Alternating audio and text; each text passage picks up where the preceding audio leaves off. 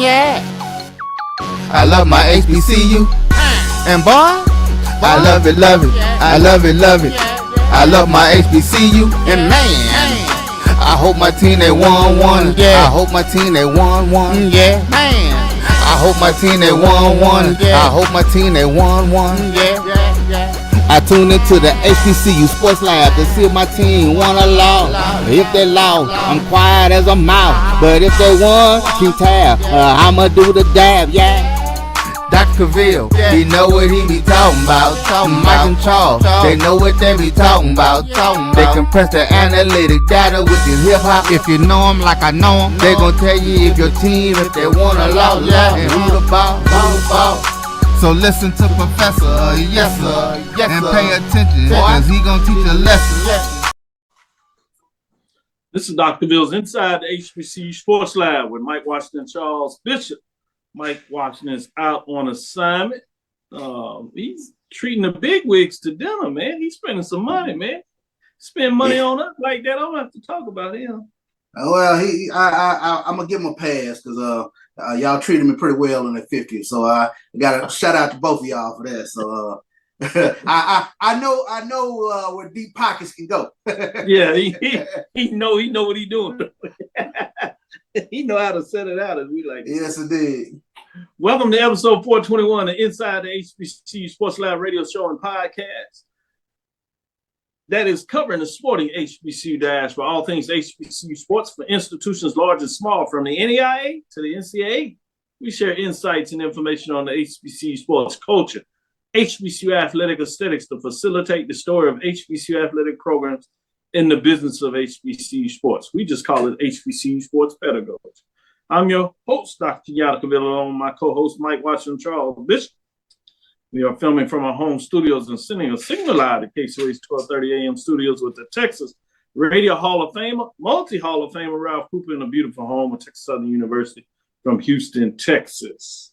With that being said, Charles, how you doing today?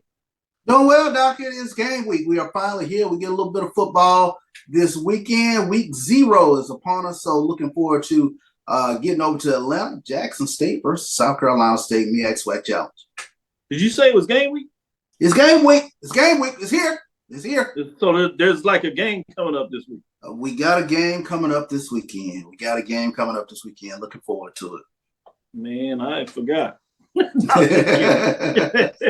Just a little old thing called the MEAC SWAC Challenge.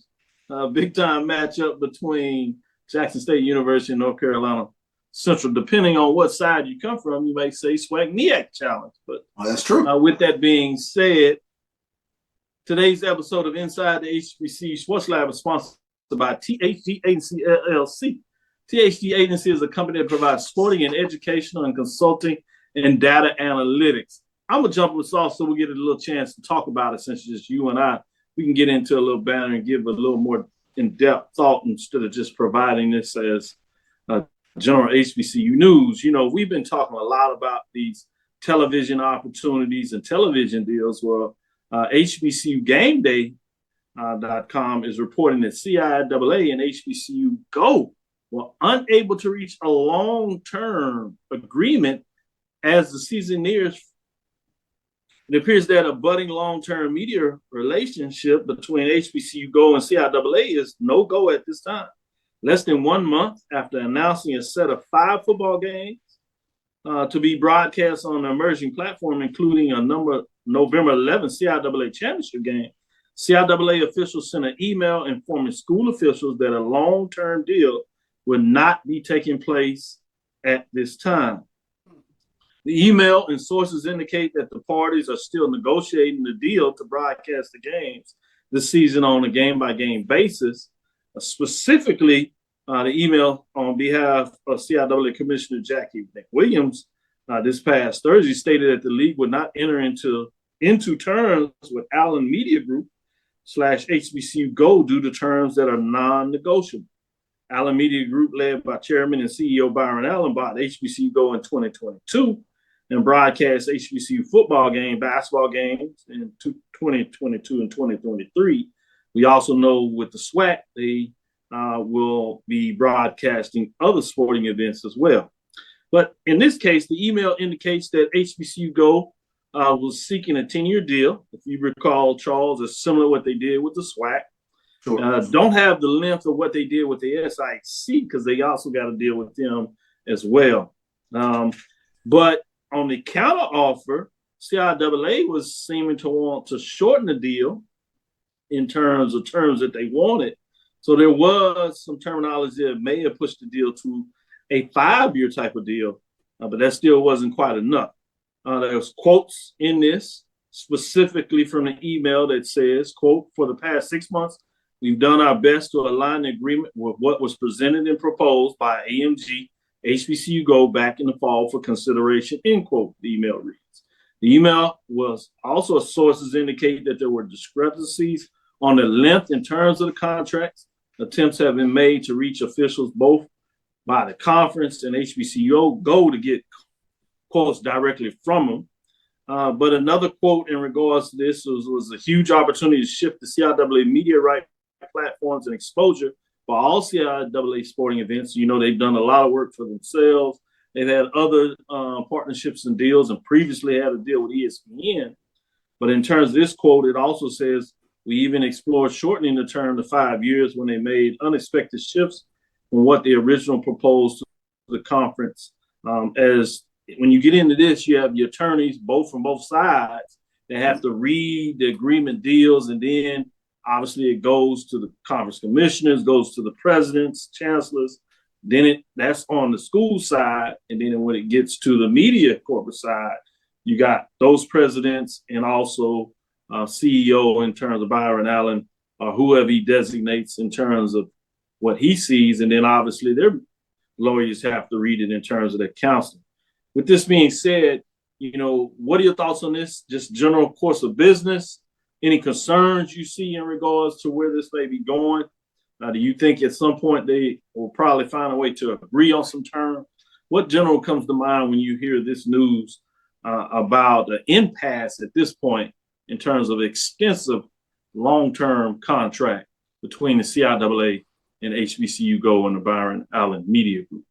I think you hit the terminology that I was looking for on the head there, impasse. And sometimes you have impasses in contract negotiations, and you have certain people who are of the mindset of a long-term deal, and certain people who are of the mindset of a short-term deal. So I think at some point, and I'm curious, when you were talking about it, it was like, who were the presidents who were in one camp and who were the presidents in another camp? Because of the changing landscape of the way television is happening, you probably have some in the camp that probably are looking at, okay, if we do a short-term deal, we get to renegotiate after X number of years, and who knows what the television landscape might be in 2027, 2028, or something to that effect. So, I'm curious in terms of how they get over the impasse, but I see it as a temporary setback. Good stuff. From what you know about and have read and heard me talk about media deals, what do you gut prefer? Do you like the idea of short-term deals or long-term deals, particularly in this current media space that we're in? Well, to me, the long-term deal is the sticky wicket, because a conference that, let's just say a conference that has a long-term deal going to 2035 or whatever the case might be, with the landscape changing as much as it is, with teams looking actively participating in conference tournament and things of that nature, I'm not sure we're in that space right now where a long-term deal is the best thing. And you kind of take a look at it even from athletes negotiating contracts. I was always curious with Jordan doing a one-year deal. And, you just open things up again to the possibility of renegotiation. And you never know, you bank on yourself, whatever the case might be, but you never know what the sort of landscape that you're looking at in 2028, 2029, or whatever the case might be. And it might be even more lucrative at that point in time if you go with a short-term deal now. So, I think it's 6 in one hand, half a dozen in the other. You can make a case for both, but I'm probably more in the short-term deal camp in terms of just the way that you're looking at how things sort of are playing out in front of us right now. I'm glad that we got into this discussion because it gives a chance to play those things out and talk about the difference between a short-term deal and a long-term deal.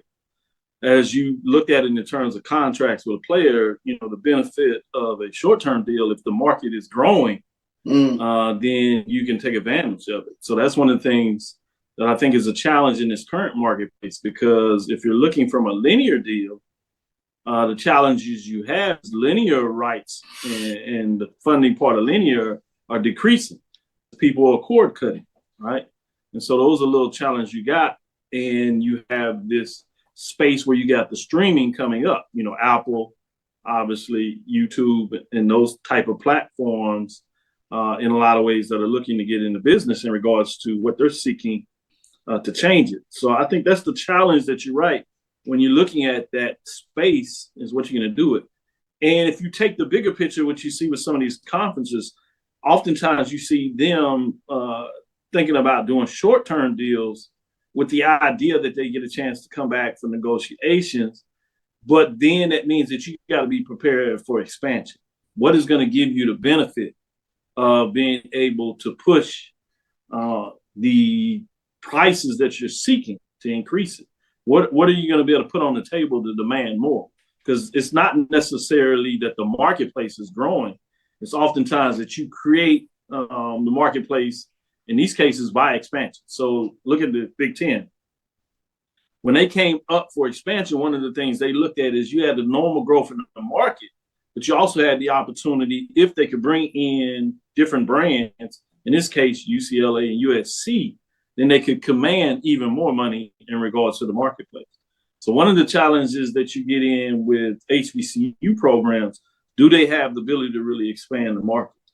Or other HBCU programs that they can expand to dictate that they have more opportunity to negotiate more programming, right?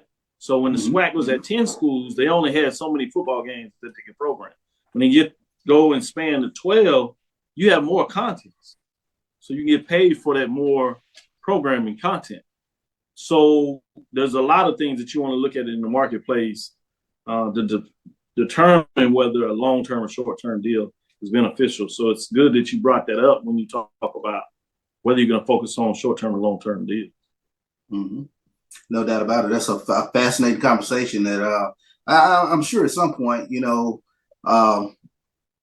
get through the impasse or you just take a look at where is this space in a couple of years from now. So it's the way that it's growing. I think it's really interesting.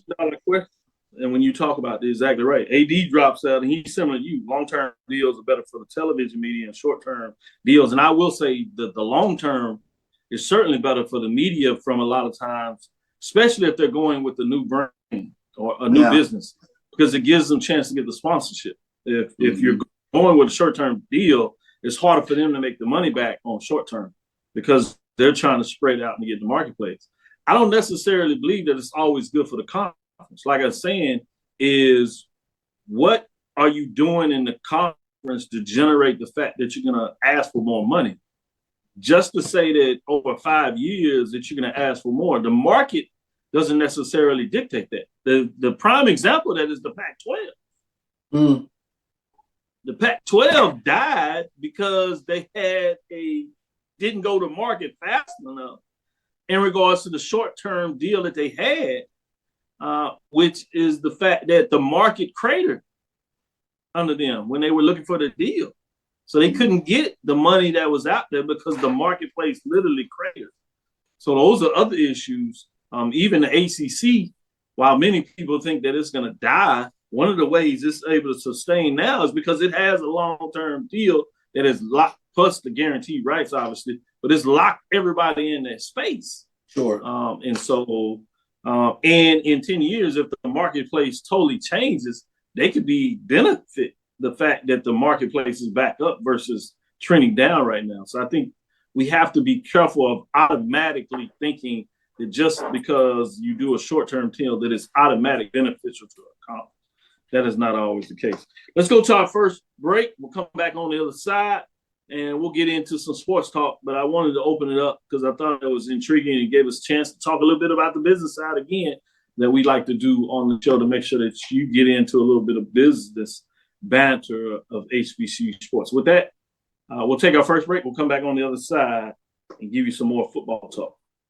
Are you hungry for authentic Caribbean food? Like jerk chicken, oxtail, red snapper, shrimp, tofu, and rasta pasta? Well, find your way over to Mango's Caribbean Restaurant, 180 Auburn Avenue, right next to Royal Peacock in downtown Atlanta. Them belly full, but we hungry. Mango's Caribbean Restaurant, open daily from 11 a.m. to 10 p.m. And on Friday and Saturday, we're open till 4 a.m. Come to Mango's and put some spice in your life. So we've got a good thing going.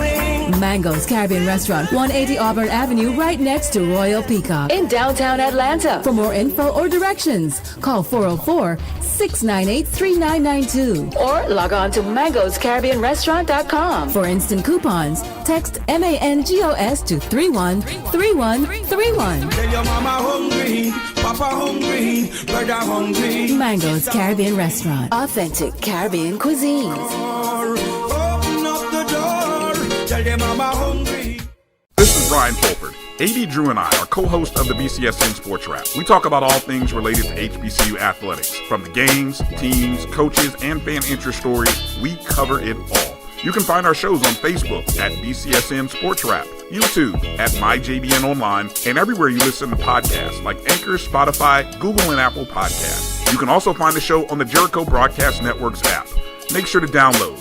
We look forward to you joining the conversation and being a part of the show. As technology continues to bring changes to the world of education, it's time we also reimagine teacher professional development. Gone are the days of one-size-fits-all learning that can only be accessed at a specific time and place. The Stride PD Center is an on-demand library of mobile-friendly courses that allow educators to learn anytime and anywhere. Our dynamic courses provide bite-sized learning and help educators advance their knowledge while also gaining professional development hours. The best professional development plans are those that include a level of flexibility and choice for educators. Whether you're a teacher, school, or district, visit us today to take charge of your learning. The Cavil Group is a Florida-based marketing and training consulting firm. We help businesses communicate to their target audience and engage them in conversation. We also help to expand their audiences, which will ultimately result in growth for those organizations. In addition to being a certified constant contact specialist, my colleagues and I are also certified in John Maxwell Leadership Principles. We use these proven principles to conduct workshops, training, and private coaching sessions for individuals and companies looking to take things to the next level. Contact us to schedule a free consultation. Issues today, don't delay, call Cavil. Compress the analytic data with your hip hop. If you know them like I know them, they gon' tell you if your team, if they want a lot, and who the ball. So listen to Professor, yes sir, and pay attention, cause he gon' teach a lesson. This is Dr. Mills inside the HBCU Sports Lab with Mike Washington, Charles Bishop. We have one and other than T.C. Taylor, the head coach of Jack State University. Man, he just got finished drawing us some plays, Coach. You know, I'm staying in the lab right now. It's a big weekend coming up, man. We excited over here, but you know, I'm chopping at the bit a little bit to play a little football. But it's been good. Man, good it's appropriate. You're inside the. Sorry about that. It's appropriate. I got excited about it. You said lab. It's appropriate. You're in the lab, so you got to right do what here. you do when you're in the lab. Right now. Glad to be here, though. Good to see you guys, man. Hope everybody doing well. Good to see you, Coach. Yeah, it's good to hear you. We'll get to shake your hand in a couple of days. We'll be in Atlanta. Okay. MEAC SWAC Challenge.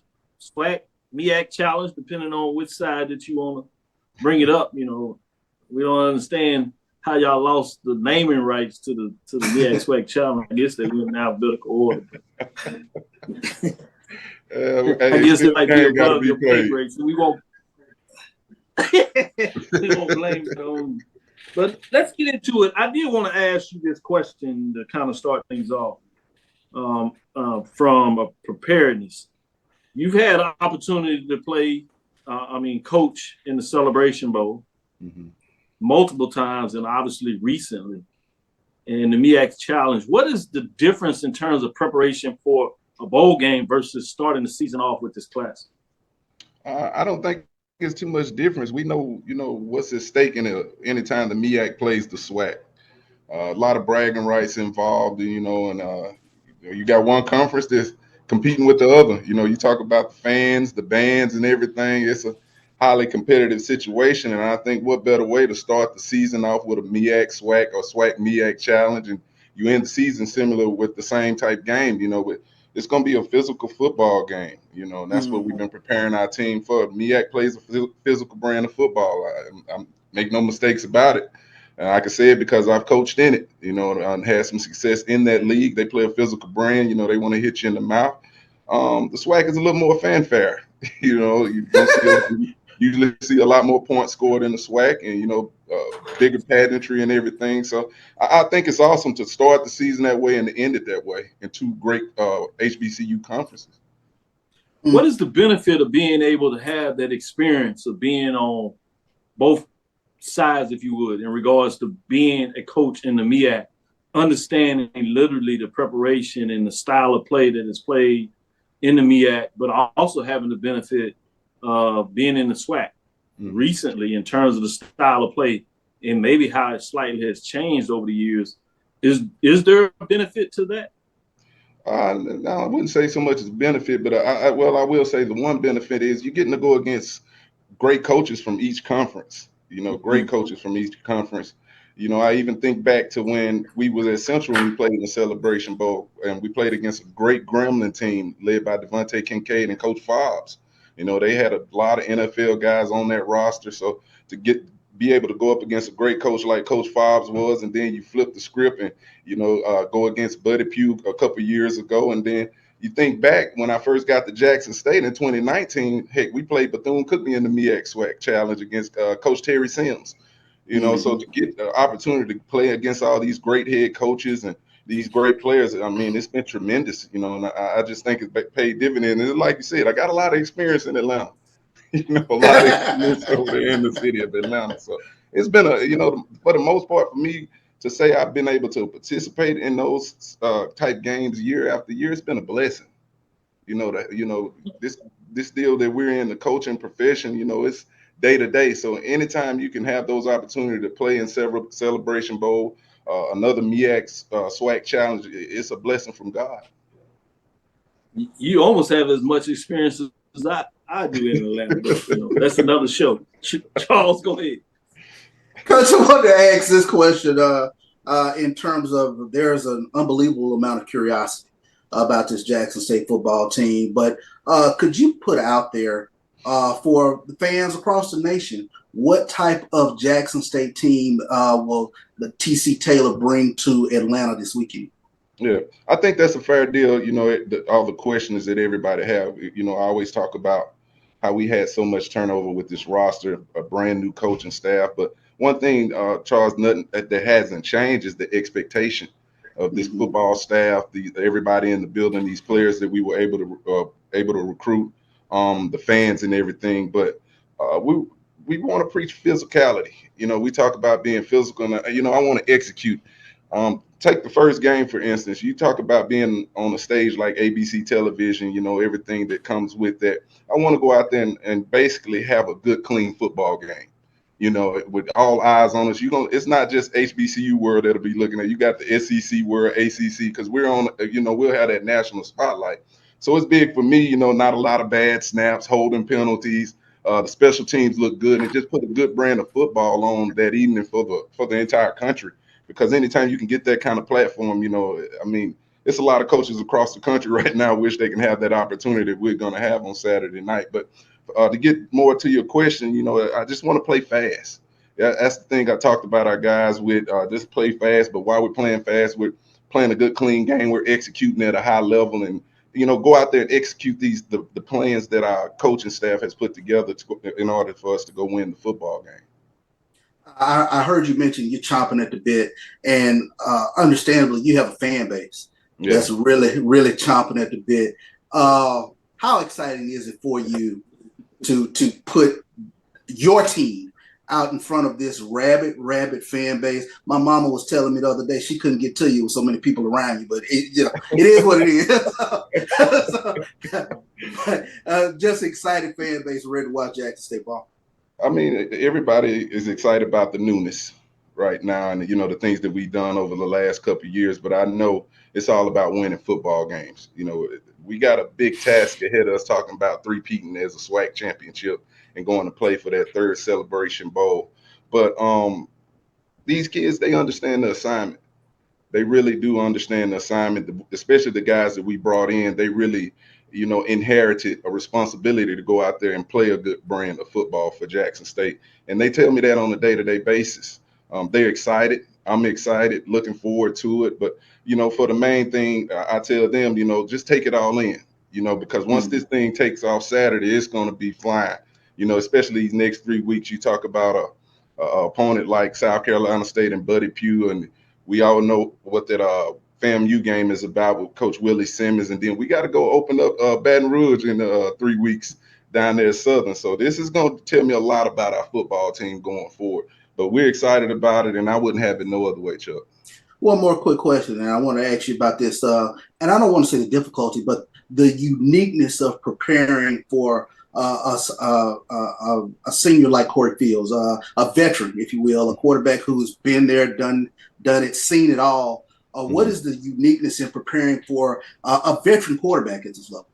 Well, a lot of times what you try to do when you're facing a good quarterback, take away all the other pieces around him away, and try to make him win the game on his own. They got some size at the receiver position. And a lot of people don't talk about, they got a veteran group on the offensive line that's doing a great job that's going to do a great job for it. We saw a lot of those guys 2 years ago in the Celebration Bowl, and they played a physical brand, like we said earlier.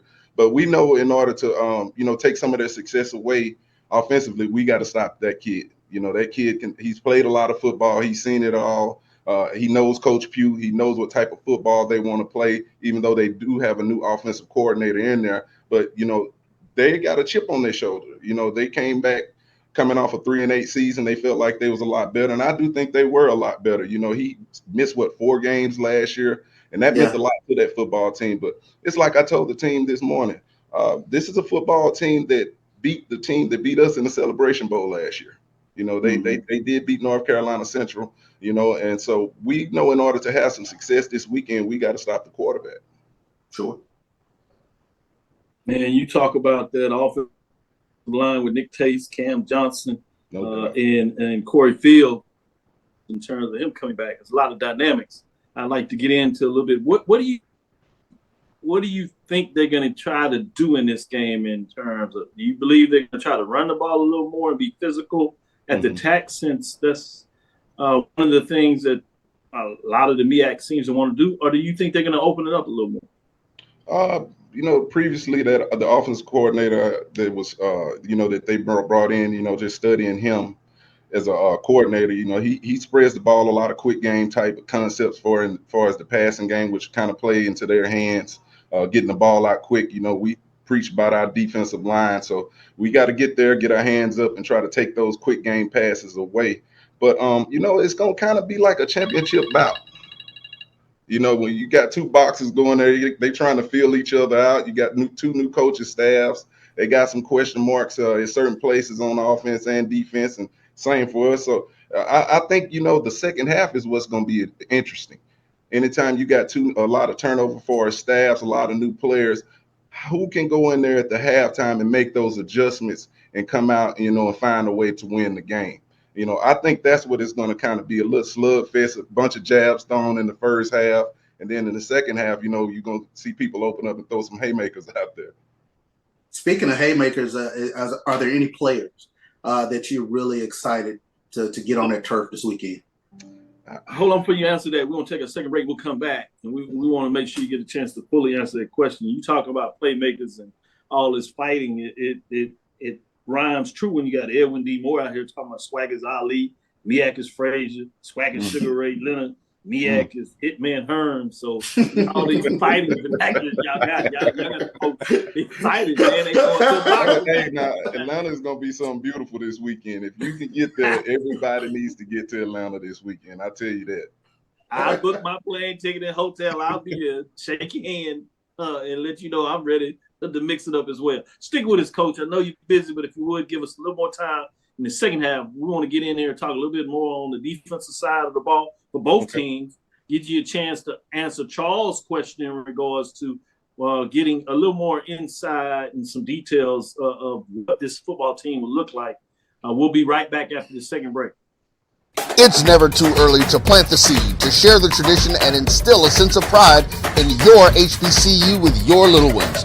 HBCU Pride and Joy Children's Boutique helps you share your school spirit with a wide selection of adorable kids apparel and accessories officially licensed from your favorite HBCU. Visit hbcupridejoy.com and follow us on all social media at HBCU Pride Joy on Facebook and Twitter. From novice to aficionado, find yourself here. High quality cigars plus personal customer service. Slow Burn is Waco's only mobile cigar lounge, featuring a meticulous, curated collection of premium cigars. Visit our website, www.slowburnwaco.com. That's www.slowburnwaco.com. You see, Head & Shoulders has Scalp Shield technology, protects against flakes even between washes. It's never not working. Kind of like us. We're never not working. Number 15? That's my rub. Ooh, nice. Never not working. Never, ever, never, ever not working. Welcome everybody to Juneau, Alaska. I don't like this one. Me neither. Let's get out of here. Dandruff protection that's never not working. Head & Shoulders Scalp Shield technology. T. Madden & Associates is a sophisticated and experienced law firm located in your neighborhood. We're turning injury to cash. T. Madden and Associates obtained almost $2 million for my injury. They turned my injury to cash. Now, we can't guarantee how much your injury is worth, but we've recovered millions for our clients. Call T. Madden & Associates at 833-PAID-123. That's 833-PAID-123. Press the analytic data with your hip-hop. If you know them like I know them, they gon' tell you if your team, if they want a lot, and who the ball. So listen to Professor, yes sir, and pay attention, cause he gon' teach a lesson. This is Dr. Cavil inside the HBCU Sports Lab with Mike Washington, Charles Bishop. Mike is out on assignment, but we got the head coach, Jackson State University, Love TC Taylor, in the building. It's good to have him because, you know, I know Charles is going to follow with his question, but the man's phone is going on. We trying to get him for the media day. You got Dwayne. My man, you know, Dwayne, I go back, man. We call up. I'm hooking him up. He's like, Dwayne, we going to do this. He works with me, but he's like, he looking at his watch like, we just try. Gotta go. He gotta go. Hey, police are like, you the president. And let me say this: I was trying to get over there. He snatches me out. He got me by the collar. Now I want that to be known. I told him, I said, you better go and get Dr. Chuck him first. Now we gotta go. We gotta go. Then like we get to the airport, the flight delayed 3 hours. So let Dwayne know I got dinner next time. I know what it was. I didn't buy him that steak dinner last time. Charles, go ahead before I get, I get frustrated over that's exactly what it was, then. Hey, Coach, let me go back and ask, are there any players, both, I guess, on the offense and defensive side of the ball, that you're really looking forward to getting out on the turf this weekend?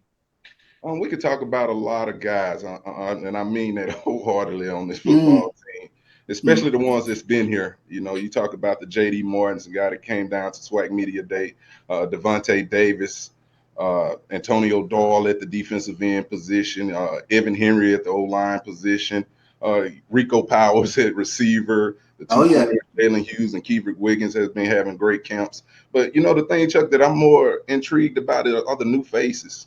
You know, we got some new faces around here that are really, really showing some potential to be really good players. Some, you know, that can even compete with some of the players that we've had in the past here. So those are the ones I got the biggest question marks about. You know, it's some names I think is going to catch some eyes coming this weekend, and like, who is that guy?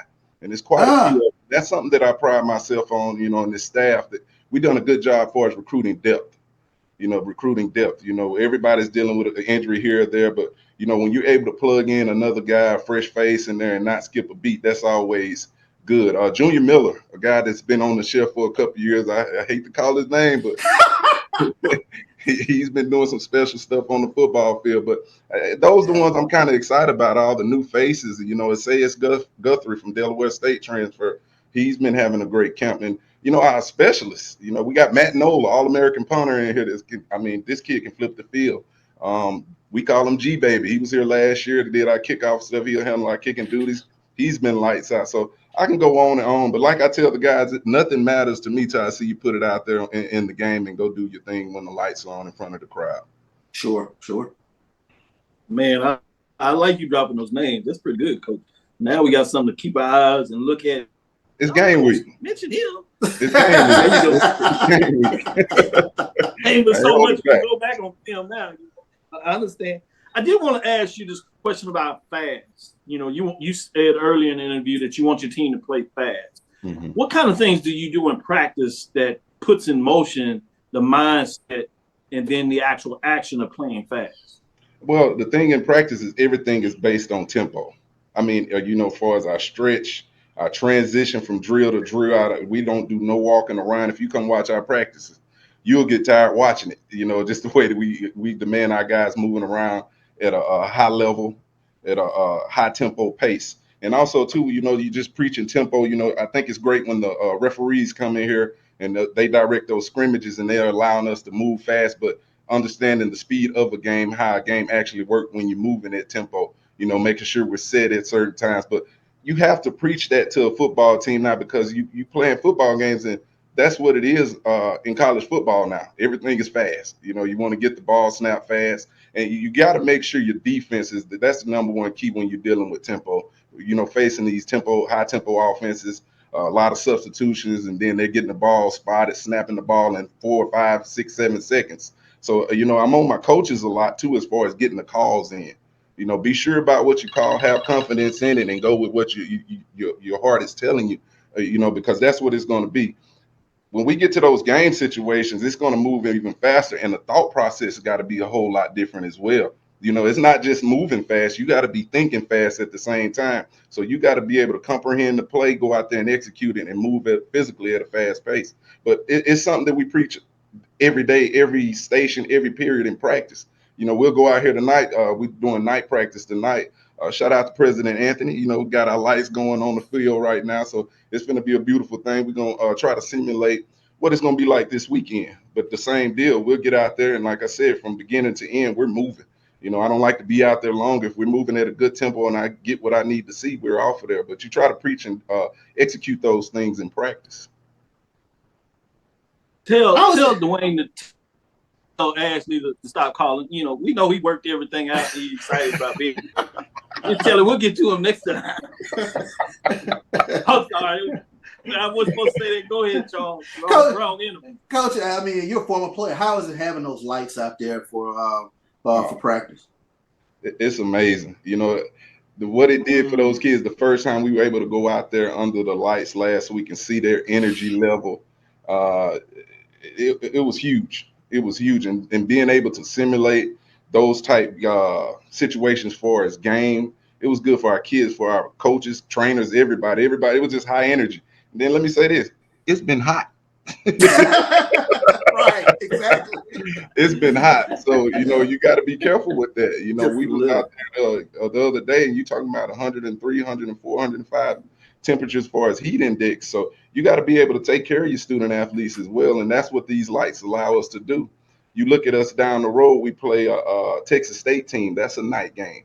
So you can't just practice. I'm a firm believer you got to put your team in those type situations what the game will be. So, receivers have to see the ball different. The DBs have to see the ball different. We got to, as far as the substitutions and everything we're making, it's at night now. You want to move around. You move around differently, but it allows you to see the actual team speed of your team as well. Because, like I said, it's been some hot days. I think Thursday is going to be up to like 107 here. So for us to be able to go out there and under those lights and just, continue to work and play what we talked about a minute ago is at a high, fast pace, it pays dividends. And Chuck, when I think back when I was here, playing on the Big Daddy and Judd, Big Daddy, we were doing those 3 days, and we go out there and it was like 4 lights working and we were still out there. You know what I mean?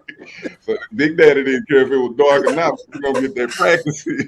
So, and that's what I was telling one of the coaches, man. I said, for me to be in a former player here, I've never seen those lights, all the lights working out there. So it touched me, to see that and being able to provide that for our student athlete. Not only football though, you think about everybody else that's going to benefit from this. Our track team, who has had a lot of success, even our soccer team.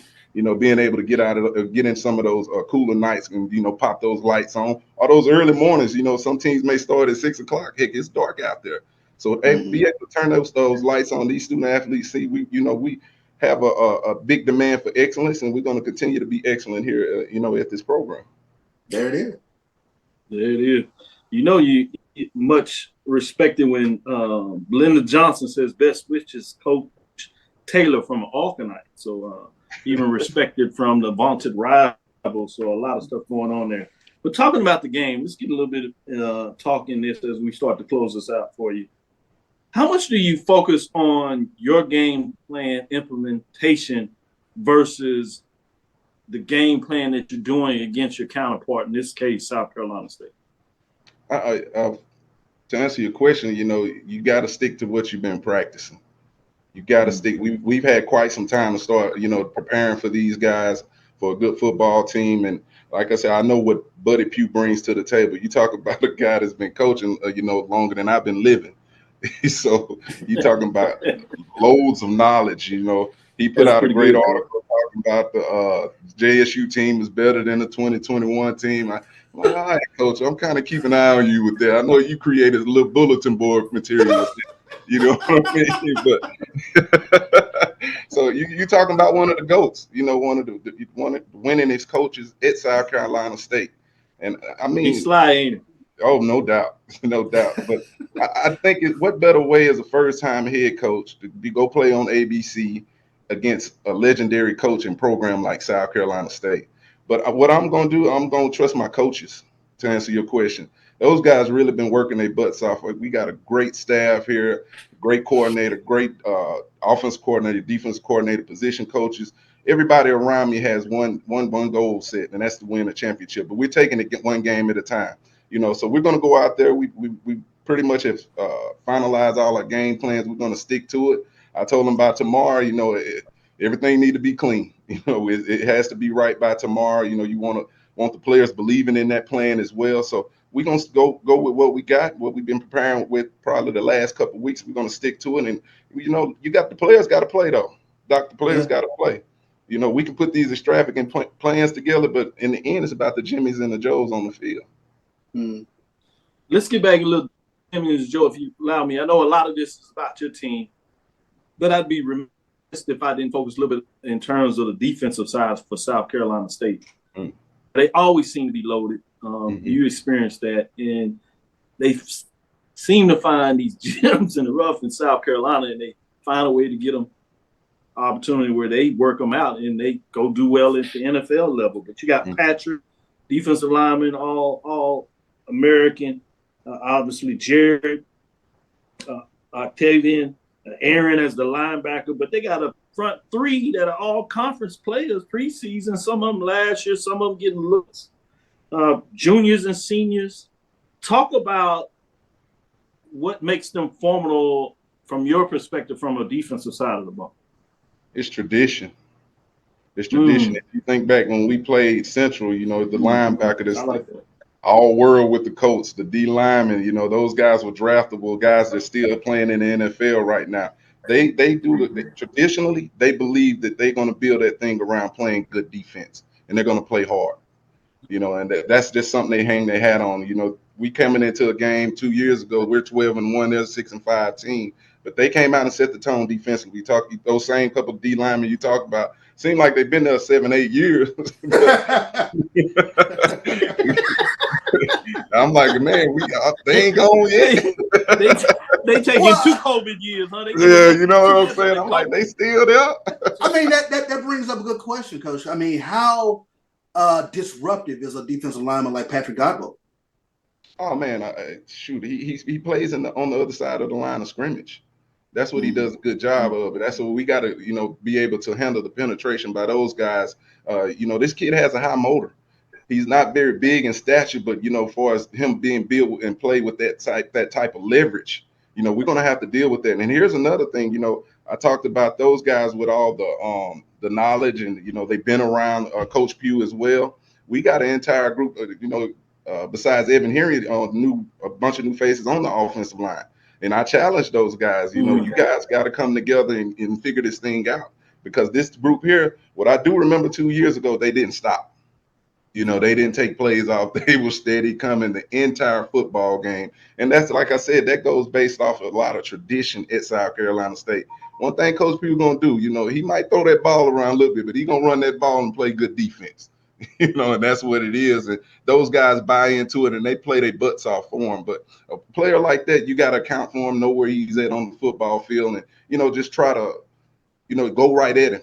You know, try to match tick for tack with him, and you know, in the end, we'll see how it goes. Sure. Yeah, I can't wait. This is exciting. This is why you do that. In fact, Coach, whenever you can, we need more of these games. I know the benefit of MEAC SWAC Challenge, but yeah, non-conference, I know it's hard to ask you to do that. You got a conference slate that is second to none. But let you and your colleagues know that we want more of these MEAC SWAC matchups. We're gonna try to give you another one in December. We're looking to give you another one in December. All right, yeah. I feel that. Last thing is, be remiss if I didn't give you the last word, because you just stole it on that one. That was a good one. So I don't know if share some other words with your fans. That was pretty good. That was pretty good. Yeah. Well, you know, Doc, like I always might owe say, you a steak dinner for that one. Like I always say, for me, coming up in the HBCU world as a player, got a degree from an HBCU. I always like to speak to the fans. Come out and support these kids in these programs. No matter where you at, Division II level, whatever level, come out and support HBCU football. The brand has really taken off the last couple of years. You know, the things that's been going on, the exposure that we're getting. Come out and buy these tickets. I know a lot of people, like right now, for instance, everybody coming to Atlanta, but they want to see how we look before they get to Miami. You know, so stick with us. You know, come out, support these kids. And understand, like, they're working their butts off. You know, they're working their butts off. But that's the main thing. Just support HBCU overall. Get behind these kids. Get behind these coaches and everything going off, because, you know, we're not stopping. You know, and that's HBCU as a whole. This thing is really going to take off, and we're looking forward to it. Coach, we know you're busy. You got a lot to go. The phone ringing. We're going to let you get to it. Appreciate you in terms of spending as much as time you did and giving us some of the time back. We kid you because we care. But we want to see you do great things and continue the hard, diligent work you're doing. We look forward to seeing you this weekend. All right. Thanks, Doc. You know, that means a lot, man. Anytime, you know, I look forward to getting with you guys again. We say what, this weekend? Yes, sir. Yes, sir. We got you. We'll I'll be there. I'm looking forward to it. Looking forward to it, Coach. All right. Thank y'all. Y'all be safe. No problem. We'll take our third break. We'll come back after this break. You just heard from Coach T.C. Taylor, Jackson State University head football coach. We'll be right back on the other side.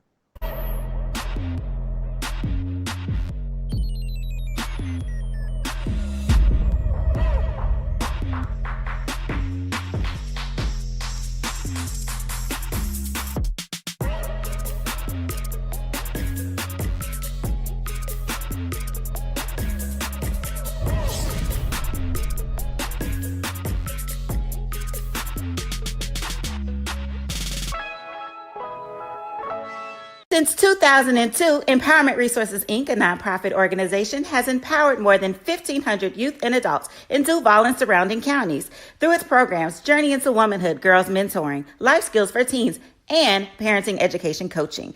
To get involved with programs, volunteer, or donate, visit www.empowermentresourcesinc.org. Follow us on social media, facebook.com/empowerment.resources and instagram.com/empowermentjax.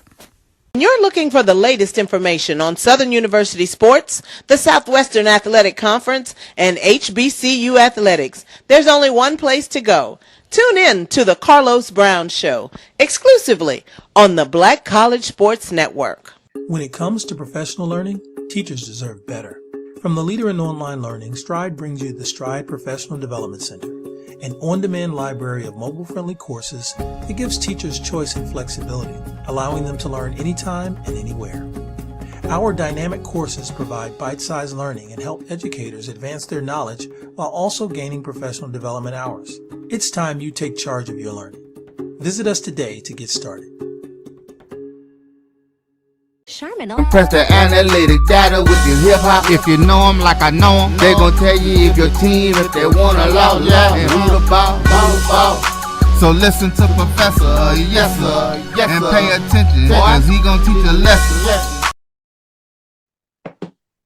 This is Dr. Cavil inside the HBCU Sports Lab. Obviously, this is the 50th anniversary of hip hop, and I hadn't got a chance to tie it in to show. We talked about it a little bit. You know, I grew up hip hop head. I feel like a child of hip hop. I'm sure, Charles, you feel the same way. So I just wanted to get in a little bit of this discussion as we got a chance to celebrate so much. So, Charles, I wanted to ask you this particular question before we got too far into discussion. What is your fundamental mindset, or what do you recall that not just connects you to hip hop, but what was your connection to hip hop and HBCUs? What was the first time where it really resonated with you, that connection between your HBCU sporting experience and hip hop? In the 80s, Def Jam had the Fresh Fest. And the Fresh Fest came to the Athletics and Assembly Center in Jackson. And it was an electric environment to see Run DMC, one of the hottest groups in the nation, on the campus of Jackson State University. Houdini as well. So, and no label was hotter than Def Jam at the time, and Public Enemy. So you had these iconic groups that were touring, and they hit the HBCU market, and they hit HBCUs. And I think that was, you know, I'm 12 years old, something to that effect. And the Public Enemy intro was unlike anything that I've ever seen. When the S1Ws hit the stage and Professor Grip, I still get chill bumps even thinking about it. So that was a connection right there. The fact that they were on the campus of Jackson State University for me growing up in Jackson. Man, that hit home for me, especially when you said Houdini. Mine was not on campus yet. My first recollections, I should say, was before I hit campus. But it does involve the HBCU. I was in high school with one of the organizations, youth groups there, and they took us to the State Fair class. So obviously Prairie and Grambling. So you had some of the action on the football field, but the bands were into it. And I remember them playing Houdini, speak about that, the One Love. 5 minutes of fun. And it fascinated me because, you know, I'm like, oh, I got it. You heard it and you instantly, you was like, ooh. And you hear these crowds and they singing it or rapping it. And you just like, wow, this is big. This is big. So let's go back a little bit in terms of when you hit campus as a student. In regards to what were you listening to when you hit campus? What do you recall, whether when you hit campus or what would have been the biggest song while you were on campus? It can be a correlation of when you, at the time, I got to be careful because I don't want to say pledge, but when you were going through the organization of Alpha Phi Alpha fraternity. Sure. Because APHI is a non-hazing organization. I just want all my listeners out there to know this. We don't do that. That's not what we're a part of. So I don't want to say pledging. Correct. Right. So Mike is not here to sign off. He got to walk the yard. We were a little different generation, so he gets a little nervous. So any of that part of it, whichever direction you want to go on the yard as a student, what were you listening to? I get to Jackson State in the early 90s, 1991. I remember distinctly Too Short. I mean, and you also had an individual, a lot of people were playing a DJ in Atlanta, DJ Smurf. So you had all these Smurf tapes that were going around. But at that time, Atlanta was starting to become the epicenter of a lot of what was going on in hip hop. So I'm fortunate, I'm blessed to be at an HBCU during that time when Freaknik gets really popular. And what I always remember, especially during my time, either motivational techniques that were going on at the time, either that or just the ride over to Freaknik was a lot of the South was starting to pop in. So you're talking about UGK, you're talking about the Ghetto Boy. Oh, but UGK was in constant rotation on the way there, and then you learned about Outkast because they were passing out tapes when you were there, and then it was like the ride back. Like, who was this group? So it was like, you kind of got the best of both worlds. Going to Freaknik and coming back from because you got exposed to something else. So it was, early 90s, early to mid 90s, HBCU. Oh my God. I can't even put it in words. I mean, I know everybody loves their era, but no, I feel you on that. As Outkast would ultimately say, the South got something to say. Yes, sir. Yes, sir. Yes, indeed. Mike wrote this. He said his top group was NWA, Run DMC. Top duo for him was Eric B and Rakim, 8 Ball and MJG. Yeah. God. The love for that. Oh God. Yes. Houston connection there. Top solo was Notorious B.I.G., Big Daddy Kane, and Tupac is what he had. I did this. I broke it down in terms of eras. So I had the 70s, coming on the late side of that. Grandmaster Flash and the Furious 5. I remember that quintessential song, Don't Push Me, I'm Close to the Edge. That just resonated in regards to what hip hop was then and what it would be. In the 80s, I'm right with you. Public Enemy. I had my medallion, the African Bambaataa. I even, freshman year, I had a dashiki with the thing with the little curl dreads. I might show people some pictures there, but I don't want to get y'all too excited. Sure. I'm married now, so I don't want no trouble. Number 90s. Ghetto Boys, which resonated because you talking about Houston, Texas. Obviously, was a big thing. Scarface was doing his thing. DOC, obviously didn't quite realize until a little later that he was actually from Dallas, even though you put him in part of LA and NWA. Mike talked about. But I always say in a lot of ways, state of Texas has 2 of the top 5 rappers of all time when you talk about DOC and Scarface in terms of their ability to tie those rhymes and lyrically what they can spit out.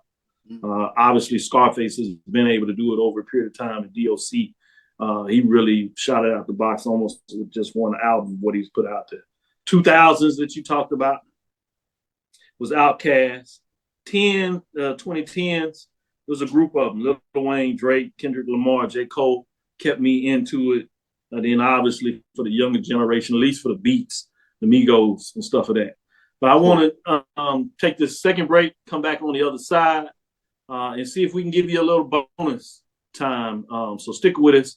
We're going to see if we can stick on just a little longer. So listeners, usually we cover the show out at this point, but we're going to see if we got a little surprise for you and get a little bonus time, particularly since we're getting into the Celebration Bowl, MEAC SWAC Challenge Week to be exact. Stick with us. Be right back after this break. Ultra Soft has so much cushiony softness, it's hard for your family to remember they can use less. Sweet pillows of softness. This is soft. Holy Charmin. Oh, excuse me. Roll it back, everybody. Sorry. Charmin Ultra Soft is so cushiony soft, you'll want more, but it's so absorbent, you can use less, so it's always worth it. Now, what did we learn about using less? You gotta roll it back, everybody. We all go. Why not enjoy the go with Charmin? At CDW, we get speed as the new currency of success. Our team spends way too much time tending to outdated applications and software when they should be focused on driving application agility and innovation. CDW Amplify Development Services modernizes software and application development to help accelerate innovation and digital transformation. So you mean building new applications, UI, and mobile interfaces? Well, you said you needed to innovate more quickly. Oh, so he's a listener. To do more at scale, trust CDW Amplify Development Services. Nope. Nope. Come on, him? Ooh, I like him.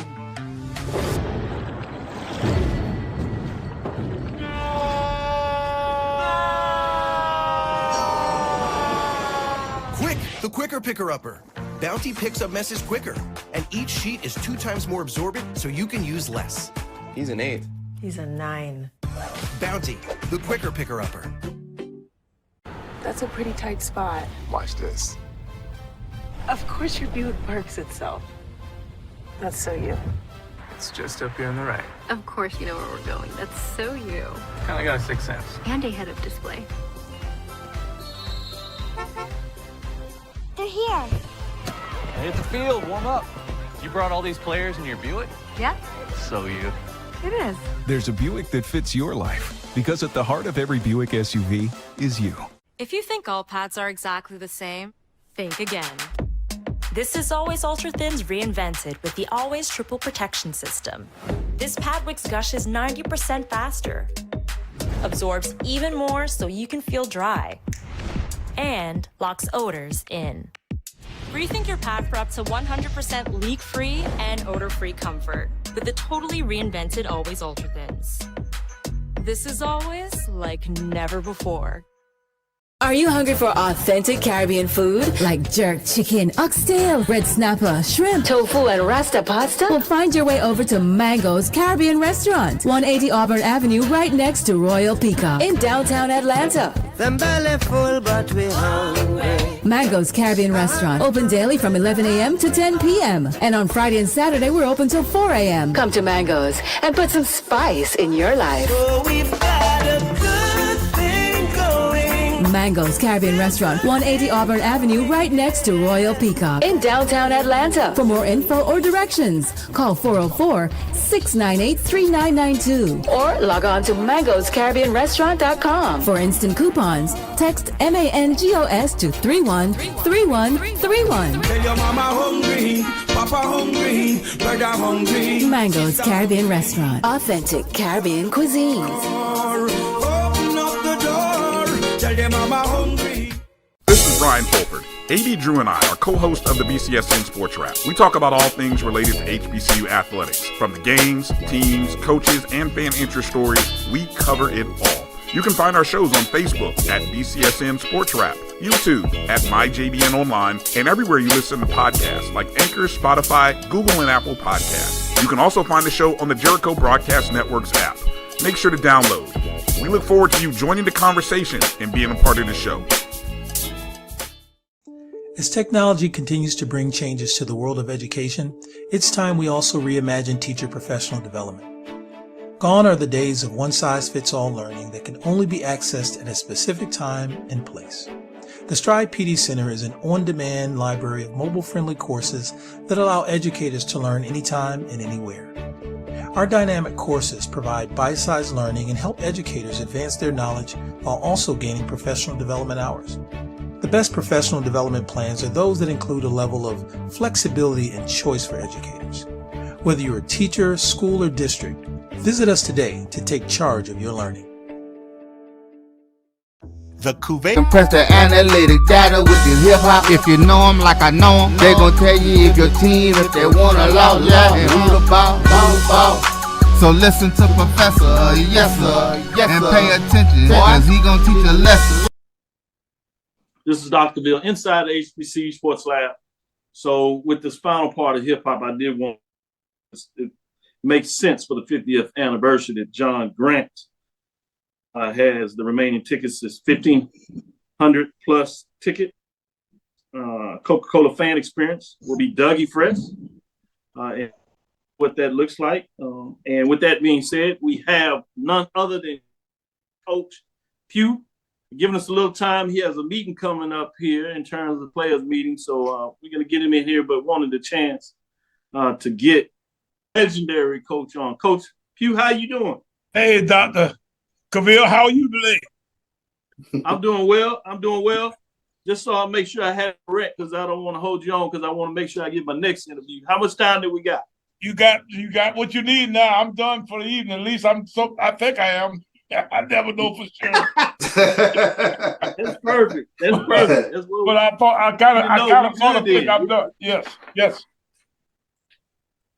All right. Well, we'll get a good 15, 20 minutes in here to make sure we get into the wraps. Let's hope. What I wanted to ask you, one of my first questions is we getting in a little bonus time is, obviously you had the experience of Celebration Bowl. You've had the experience in terms of the MEAC SWAC challenge in terms of that. So I wanted to ask you a little bit, and then we'll see maybe we can get you a little light and make sure, because we don't want to say that we cut you out. They think we did that. We don't want to have your fans mad at us, Coach. I'm trying to figure out how to make this thing lighter. Ordinarily during the daytime, I have one of my coaches around here to kind of fix some of this mess that I run into. Oh, it worked a little bit. I don't know what you did there. It lighted up. I don't know. You twisted a little bit. I'm gonna tell you what I'm gonna do. There you go. Is that better? I'm gonna let me turn some light on in here. Maybe that'll help. All right. There you go. Perfect. I'm a little bit darker. Let's see. That's the old ball coach. Exactly. You gotta love it. I love it. Yes, indeed. You gotta love it. How about that? Yeah, there you go. A little better. It ain't quite there, but it's yeah. All right. There we go. It is. Right there. But can you see me? Yes, sir. See. Okay, I can't see myself, but that's fine. Let's do it. All right. Yep, let's get into it. So I wanted to ask you, is there a different way that you go about getting prepared for this game versus when it was the Celebration Bowl at the end of the season, now that you're opening it up in the MEAC SWAC Challenge? Oh, a lot different. The big difference is the fact that we got so little information on Jackson State this time around. The last time we played them, we had a full season behind us. And anytime you've got that many games, it's you just kind of a victim of your own work ethic. If you got time to go through all that stuff, work every bit of it, you can. If you want to do 3 games, you can. That kind of. In this particular regard, Jackson's got 60-some new guys on their team, transfers. They've got an entirely new staff. So you're trying to go about collecting data in all kinds of strange ways that you don't necessarily do. And what makes it worse for us is that we generally do summer scouting reports on our first 2 or 3 opponents. This year, all 3 of our opening opponents, both Jackson, University of Charlotte, and Georgia Tech all have new staffs. And what makes it worse is the 4th team, the Citadel, that we play our first home game with, also has a new staff. Now, that guy used to be on our staff here, but at the same time, you don't get a chance to do much pre-summer work on those guys because they don't have anything out there to work on. So this is a lot different deal. We pride ourselves in being pretty analytical as far as how we go about handling, our business that way. But at the same time, this is, a little bit different. Charles, you want to jump in and follow up? Yeah, I did. And Coach P, I wanted to ask this question. Coming into this season, 2023, what was the difference in the camp versus coming into the season in 2022 when you were the hunted and you're the defending Black College national champion? What has been the difference in the camps? Is that we sucked last year. We were all. How about that? It's one of those kind of deals where we come in one year, we the king of the hill, and we come in the next year and we last. So you know how it is going from worst to first? Well, first to worst is a lot worse, I can tell you. So in a situation such as ours, I can tell you that I don't want to do what I did, and my president said, you ought not say you don't know. I said, you ought to say, we hadn't quite. I said, well, I'm gonna be honest with you. I don't know. If I do know, I would do everything different this time around. But now, it's one of those kind of deals where, I think our guys have had enough. Now, whether we are good enough to actually go back and reverse the tide completely, it is going to be determined. I would like to think that we could, but I'm sure we are somewhere between where we were this past season and where we were then when we had just beaten Jackson in the Celebration Bowl. And we need to figure out how to get as close back to that particular team as we possibly can. I don't know if we can right now. I don't know if we got the personnel. And, we still have issues from time to time in certain positions. So it'll be interesting to see just how far along we can get from last year this time around. How big is it to have a veteran quarterback like Corey Fields coming back to lead this team and try to turn things around from last year? Big. It's good to have a grown-up in charge sometimes. And, of course, a 6-year guy. He's finishing up his master's. He's got all his teaching certifications. He can go out and do. And I got to, when you talk about the transfer portal, I got to fight off principals who want to take my guy and make him their daggum coach or make him their PE teacher, the athletic director, some of that kind of stuff. Because he's a mature guy, that kind of stuff. And he throws the ball around really well. So you can always depend on Corey to kind of sort of know what he's supposed to do.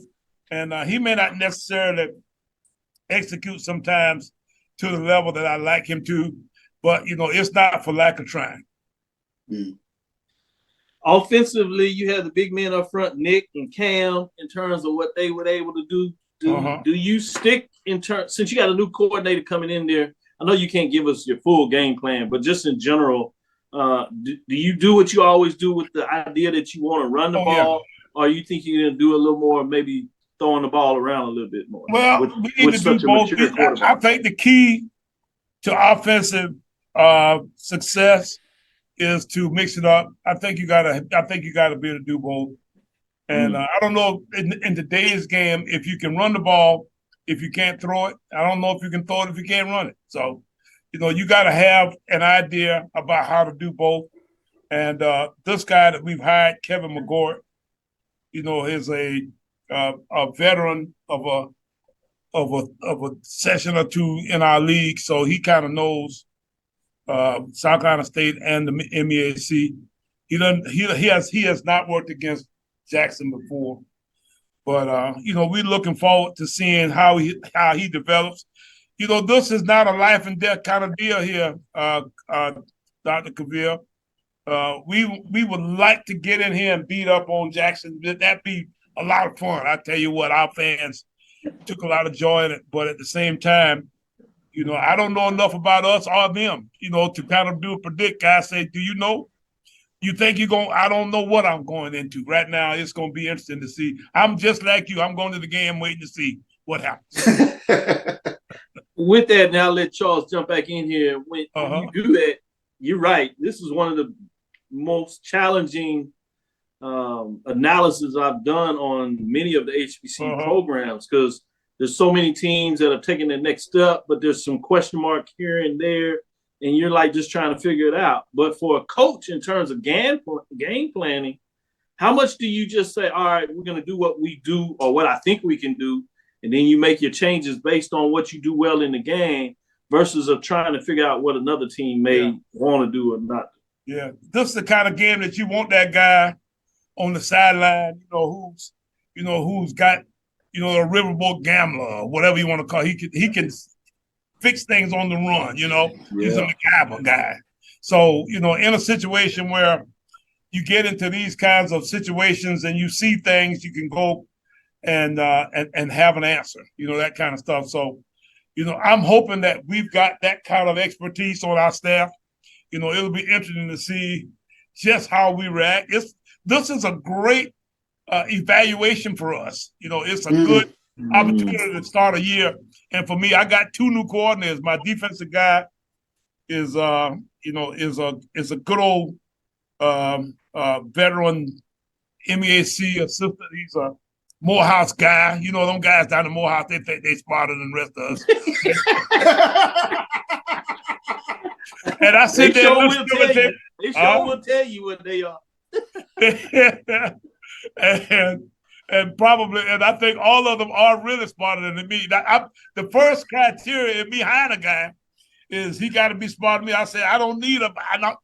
If you're not smarter than me, I don't need you. I say because I can tell you that I'm not very smart, and I need help. You found a way to get it done. I know that one. Charles, go ahead. But the best way to do it is to hire good help. I guarantee you. That makes sense. Yes, That's what good leaders do. I guarantee you that'll work. Bring in talented people. Coach, let me jump back here and let me ask this question. I wanted to go back to something you said. You've been kind of pulling information from here and there in terms of trying to get a fix on this Jackson State football team. But from T.C. Taylor's time in the MEAC, well, what do you remember about him and his coaching style? Well, he was the OC at North Carolina Central with Jerry Mack. And Jerry Mack went through this league like Sherman. I mean, he tore us up there for about a year and a half or so. And, this guy was one of the pieces in that formula. So, that's what kind of resonates back through my mind. And he came in here with big gap scheme. I remember the schemes that he ran back in that day. Now, whether or not he'll be, similar, because he's got an OC now, and those guys, they've been out working with Hugh Freeze and all them kind of guys. They got all kinds of high-level kind of connections now. I don't know what they've learned, since, I saw them last. But I can tell you that they've all been growing. I know we all have been trying to grow. And it'll be interesting to see just where they've gone since I've seen them last. Sure. Go ahead, Charles.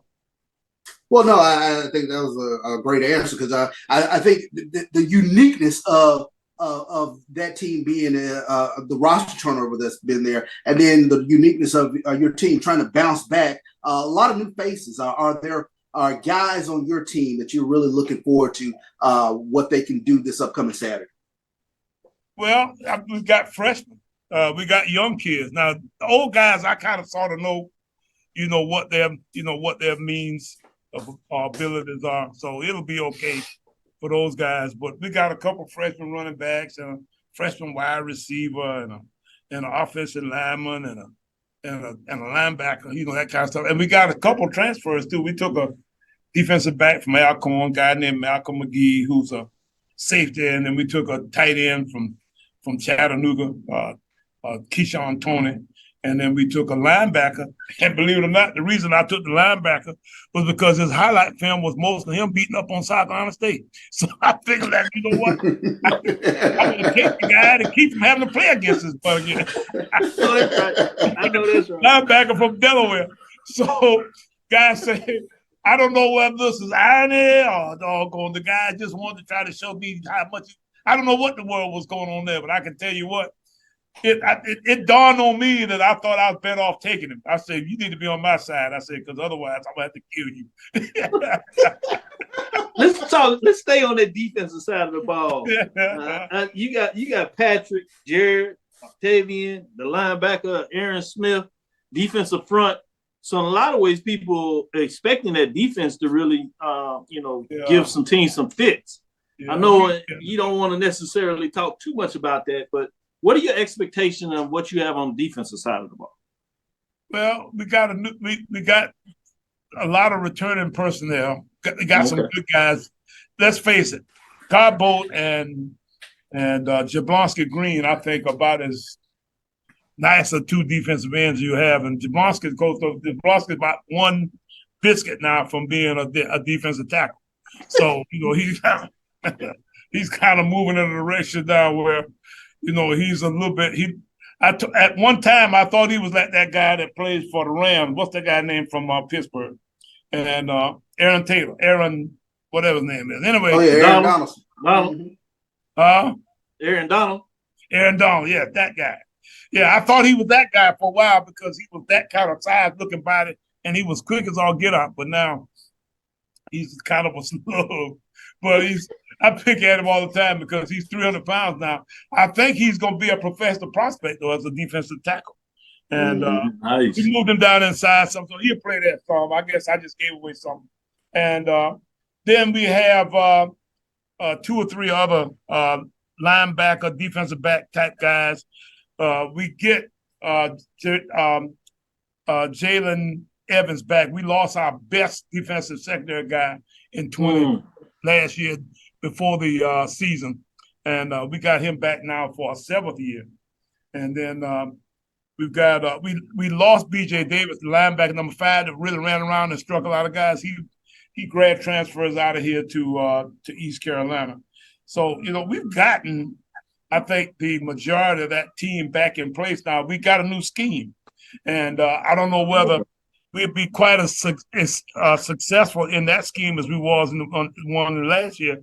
But I chose to go in this direction because I wanted to get into a look that was a little, I think, maybe more vanilla and more fundamental and less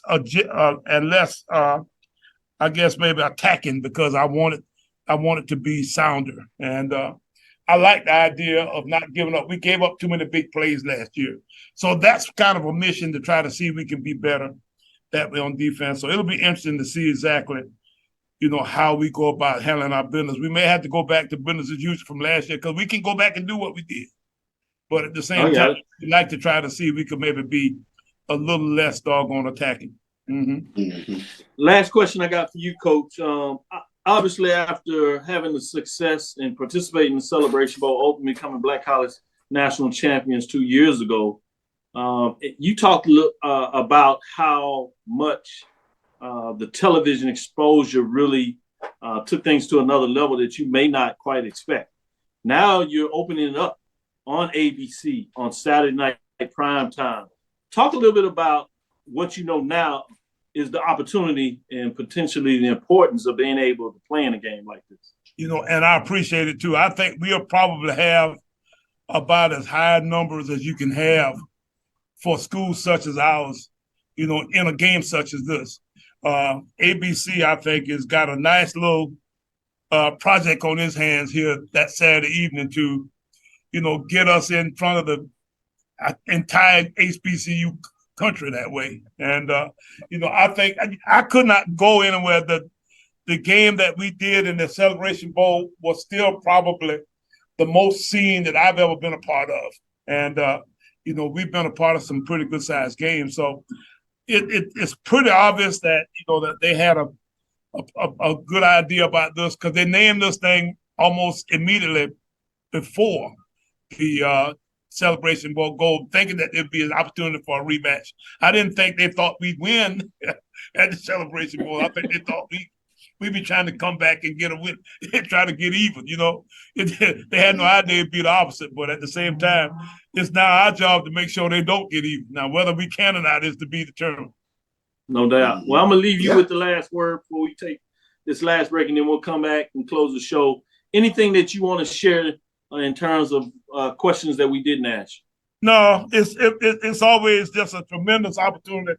I appreciate ESPN and ABC and all the people because they own this thing, giving us this opportunity. Our fans, all of our alumni, everybody gets so excited about being a part of this thing. So we just want to go down and put on a good show, and we look forward to seeing you all down there this coming Saturday.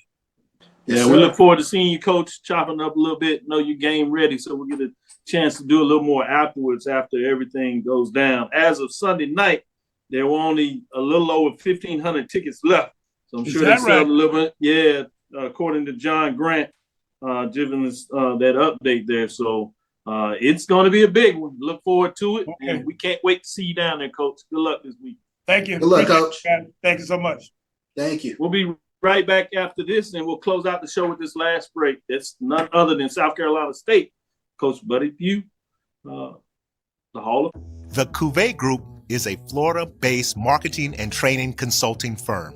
We help businesses communicate to their target audience and engage them in conversation. We also help to expand their audiences, which will ultimately result in growth for those organizations. In addition to being a certified constant contact specialist, my colleagues and I are also certified in John Maxwell Leadership Principles. We use these proven principles to conduct workshops, training, and private coaching sessions for individuals and companies looking to take things to the next level. Contact us to schedule a free consultation. Issues today, don't delay, call Cavil. It's never too early to plant the seed, to share the tradition, and instill a sense of pride in your HBCU with your little ones. HBCU Pride and Joy Children's Boutique helps you share your school spirit with a wide selection of adorable kids apparel and accessories officially licensed from your favorite HBCU. Visit hbcupridejoy.com and follow us on all social media at HBCU Pride Joy on Facebook and Twitter. Compress the analytic data with your hip hop. If you know them like I know them, they gon' tell you if your team, if they wanna loud and who the ball. So listen to Professor, yes sir, and pay attention, cause he gon' teach a lesson. This is Dr. Cavil inside the HBCU Sports Lab. I just want to say thanks, Charles, for sticking with us. So hopefully you enjoyed it. Gave you a little extra time, bonus time. We got both head coaches on for this big matchup. MEAC SWAC celebration, MEAC celebration in terms of what's going on in this game and matchup. We do have some news that we want to share with you. Make sure you check out the Fan Fest, the Coca-Cola fan experience with the appearance of Dougie Fresh at 3 o'clock, talking about the 50th anniversary of hip hop. That's a tie-in. And also look for us, the Game Time Show. We'll have a 3-hour segment where we will be around this experience. So look for us and the team, BCSN. We'll show up out there and give you your lead up to this big time matchup. So make sure you're there early. We get in Friday, so we'll be mixing around, get a chance to get out there and see some of the fans and say thanks for the support. But certainly we'll be there live on Saturday. So make sure you show up for the Coca-Cola fan experience. Look for us as we will be in the mix. With that, we want to say thank you for listening inside the HBCU Sports Lab. Make sure you share our podcast with your friends and colleagues. I am Dr. Kenyatta Cavil, the Dean of HBCU Sports, coming from inside the lab in the college HBCU Sports with Mike Watch, Charles Bishop. Again, I want to thank you for listening to Dr. Cavil's Inside the HBCU Sports Lab with Mike Watch and Charles Bishop. Every Tuesday and Thursday, we'll be back Thursday with the live show ready to go at 6 o'clock. We look forward to telling you the latest in the news in the lab. Follow me, Dr. Kenyatta Cavil, on Twitter, Facebook, and Instagram. That's DrKenyattaCavil on Twitter, Facebook, and Instagram. Inside the HBCU Sports Lab 1 on Facebook. Inside the HBCU Sports Lab on YouTube. Dream big. Continue to move forward. We will talk with you soon. Charles? Of course. Roy? Lecture. Dismiss.